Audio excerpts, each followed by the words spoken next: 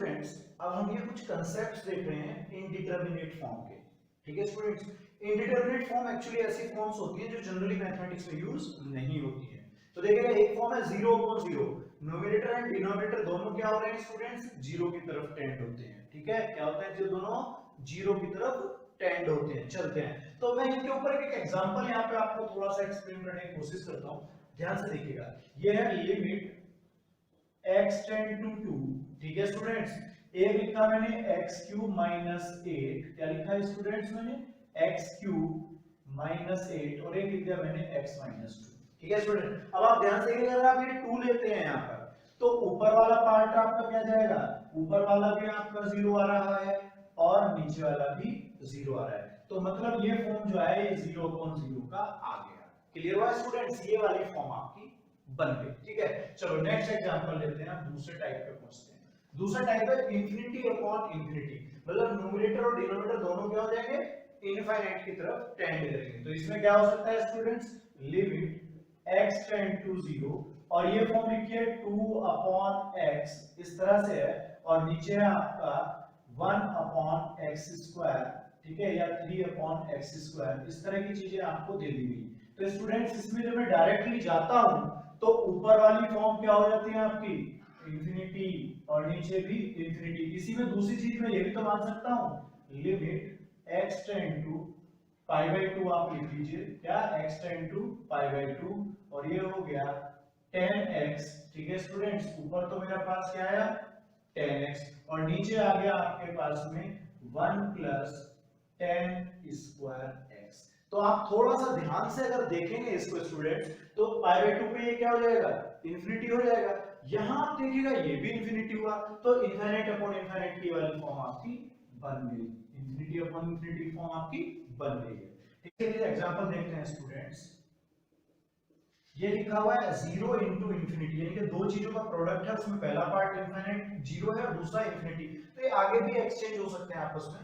तो इसके लिए क्या क्वेश्चन ले सकता हूं मैं, लिमिट x टेंड टू π/2, और यहां पे लिख देते हैं x - π/2 × 10 π/2, 10x लिख लीजिए स्टूडेंट्स, यहां पर आप 10x। तो आप ध्यान से देखिए, जैसे π/2 जाएगा तो यहां पर आंसर आने वाला है आपका 0, क्या आने वाला है आंसर 0, और इसका आंसर क्या आएगा स्टूडेंट्स π/2। तो ये बनेगा 0 × 0 × इंफिनिटी का केस बनेगा। क्या बनेगा ये वाली चीज है 10 π/2 जाएगा, और ये वैल्यू होती है आपकी इंफिनिटी वैल्यू। क्या होती है स्टूडेंट्स, ये इंफिनिटी वैल्यू होती है। ठीक है, तो इस तरह से मेरा जो रिजल्ट बनेगा ये बनेगा 0 × इंफिनिटी करके। नेक्स्ट पे चलते हैं। नेक्स्ट केस क्या है स्टूडेंट्स, इंफिनिटी माइनस इंफिनिटी। ये क्वेश्चन कैसा हो सकता है, लिमिट x टेंड टू 1, यहां पर लिख दिया मैंने 1/x² - 1 1/2x², या x4 कर दीजिए स्टूडेंट्स, x4 - 1, इस तरीके से। ठीक है, अब आप देखिएगा ये आपका हो गया इंफिनिटी, माइनस ला के ये भी आपका इंफिनिटी, यानी कि दोनों चीजें कैसे बनेंगी, इंफिनिटी माइनस इंफिनिटी की सिचुएशन क्रिएट हो जाएगी यहां से। क्लियर हुआ, चलो नेक्स्ट आगे बढ़ते हैं। 1 की पावर आपके पास है यहां पर। ठीक है स्टूडेंट्स, ये 1 की पावर इंफिनिटी है। ध्यान दीजिए, लिमिट x टेंड टू π/2, और ये ऐसे मैं लिख सकता हूं कि sin x की पावर में 10x लिख दूं। क्या लिख दूं, sin x की पावर मैंने 10x लिख दिया है। तो इसका केस कैसे जनरेट होगा देखिएगा, sin π/2 की वैल्यू होती है 1, और ये हो गया आपका इंफिनिटी। ठीक है स्टूडेंट्स, अब आ जाइएगा 0 की पावर में, ये है लिमिट, ये नेक्स्ट के लिए एग्जांपल जा रहा हूं लेकर के, लिमिट x टेंड टू आपका 0, और ये हो गया आपका sin x की पावर 10x कर दो इसको। देखो अब ये भी 0 हो जाएगा और ये भी आपका 0 हो जाएगा। ठीक है, चलो आगे बढ़ते हैं। ये देखो ना 0 0 हो जाएंगे दोनों, साइन भी 0 हो जाएगा, ये भी 0 हो जाएगा, फिर है इंफिनिटी की पावर। अब उल्टा कर दीजिए, लिमिट x टेंड टू π/2, इस बार 10x बना लीजिए यहां पर, और यहां पर आप लिख दीजिएगा cos x। क्या लिख दीजिए आप, cos x। अब देखो ये तो इंफिनिटी जाएगा, और cos π/2 यानी कि 90 डिग्री की वैल्यू क्या होती है, 0। तो ये बनेगा आपके पास क्या, ये बनेगा इंफिनिटी की पावर 0। ठीक है स्टूडेंट्स, तो इस तरह से ये आपके क्या है, ये इनडिटरमिनेट फॉर्म है, और वो इस टाइप की चीजें हो सकती हैं। और भी बहुत फॉर्म हो सकती है, लेकिन इस टाइप की हो सकती है। ओके स्टूडेंट्स, अब मैं आता हूं प्रॉपर्टीज ऑफ इनफाइनाइट। क्या है स्टूडेंट्स? Properties of infinite. ठीक है स्टूडेंट्स, अब प्रॉपर्टीज ऑफ इनफाइनाइट में एक तो मैं बात करता हूं कि सिंबल, मैं सिंबल ये वाले यूज करता हूं, बहुत से 8 बना देते हैं, लेटा हुआ 8, ठीक है, ये आपका 8 इस तरह से लेटा हुआ 8 भी बना देते हैं। तो मैं अब प्रॉपर्टीज पे बात कर रहा हूं स्टूडेंट। सबसे पहले मैं लेता हूं कि जब कोई इंफिनिटी के साथ प्लस माइनस इंफिनिटी जाता है तो स्टूडेंट्स इंफिनिटी रिजल्ट बनता है। दूसरा मैं लेता हूं इंफिनिटी के साथ अगर मल्टीप्लाई इंफिनिटी होता है तो इंफिनिटी जाता है स्टूडेंट्स। तीसरा कि c के साथ, c कोई कांस्टेंट है यहां पर, इंफिनिटी का प्रोडक्ट जा रहा है तो वो आपका इंफिनिटी होगा। एक यहां पर थोड़ा सा मैं चेंज ले लेता हूं, ठीक है, क्योंकि c के अकॉर्डिंग यहां पर थोड़ा चेंज जाता है। नंबर 1 c, ये इंफिनिटी कब होगा स्टूडेंट्स? ये जब होगा जब c की वैल्यू आपकी ग्रेटर देन क्या है? 0। क्या है ग्रेटर देन 0? ठीक है, अगर c की वैल्यू लेस देन 0 हो गई तो ये माइनस इंफिनिटी हो जाएगा, और अगर c आपने 0 ही ले लिया, ठीक है, तो ये आपका 0 हो जाएगा।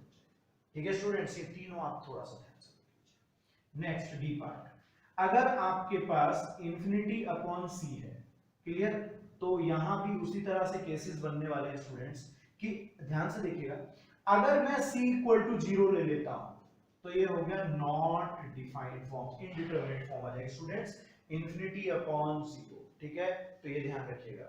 अब इसी को आप लिख सकते हैं यहां पर इनफाइनाइट ही रहने वाला है। क्या रहने वाला है स्टूडेंट्स? इनफाइनाइट रहने वाला है। दूसरा केस कि अगर c ग्रेटर देन आपका 0 है, क्या है? c ग्रेटर देन 0 है, तो ग्रेटर देन 0 है तो ये आपका स्टूडेंट्स इंफिनिटी ही रहेगा। लेकिन अगर c लेस देन 0 हो गया तो ऐसे केस में आपका आएगा माइनस इंफिनिटी। क्या आएगा?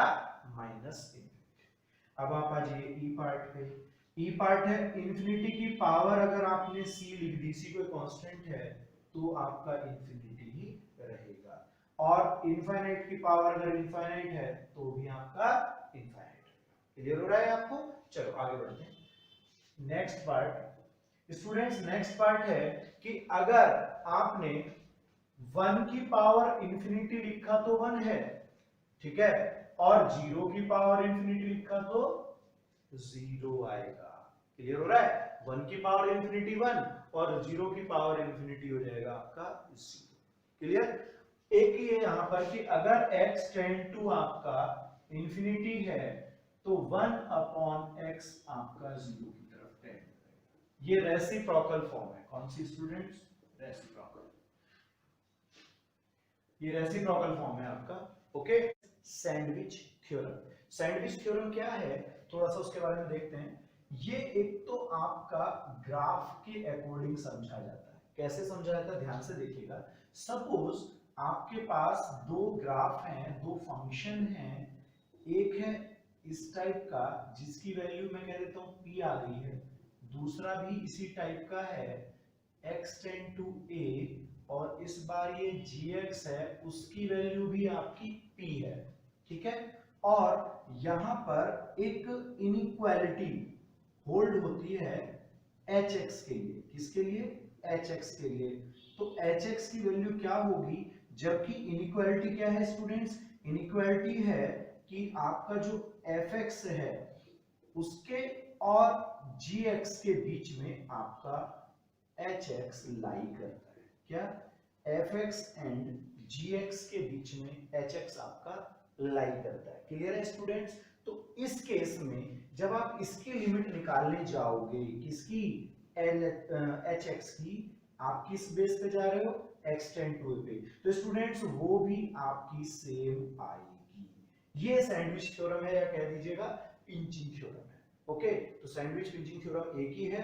और अगर आपके पास इस तरह से दो फंक्शंस हैं जिनकी आपको लिमिट किसी पर्टिकुलर पॉइंट पे p मालूम है और hx की पूछ रहा है, जबकि वो ऐसे सेटिस्फाई करता है, तो ये आपका 100% याद रखिएगा, ये भी आपकी सेम लिमिट दिखाएगा। अब इसको ज्योमेट्रिकली हम लोग कैसे देखेंगे? ज्योमेट्रिकली हम ऐसे देख सकते हैं स्टूडेंट्स कि x एक्सिस y एक्सिस आपके हो गए, ठीक है, x x डैश, ये y डैश, ये ओरिजिन हो गया आपका। ओके, अब आप देखिएगा कि एक फंक्शन है आपके पास इस टाइप का, दूसरा आपका ये हो गया और तीसरा आपका ये हो गया। ठीक है स्टूडेंट्स, इस तरह से ये 3 फंक्शन है आपके पास। ओके, अब आपका ये वाला फंक्शन जो है, एक है gx, एक है आपके पास fx और बीच में है आपके पास hx। तो इस पर्टिकुलर पॉइंट पर जिस पे x इक्वल टू a की मैं बात कर रहा हूं, उस पे इन तीनों की वैल्यूज जो होंगी, यानी कि मैं कह दूं एक तरह से जो हाइट है y है, उसकी वैल्यू तीनों पर सेम होगी। तो ये याद रखेंगे कि अगेन मैं लिख रहा हूं यहां पर, if x tend to a fx equal to limit x tend to a gx, then implies that limit x tend to a hx equal to, यहां पर p अगर ये p है, मींस ये दोनों चीजें सेम लिमिट आपकी शो करेंगी, यानी कि इसकी वैल्यू और इसकी वैल्यू अगर p है तो ये भी आपका p होगा, और यहां पर आपकी ये इनइक्वालिटी होनी जरूरी है। क्लियर हुआ स्टूडेंट्स? तो ये पर्टिकुलर पॉइंट पर आपकी लिमिट तीनों क्या होंगी, सेम होंगी। यही सैंडविच थ्योरम या इंचिंग थ्योरम है। क्लियर हुआ सबको?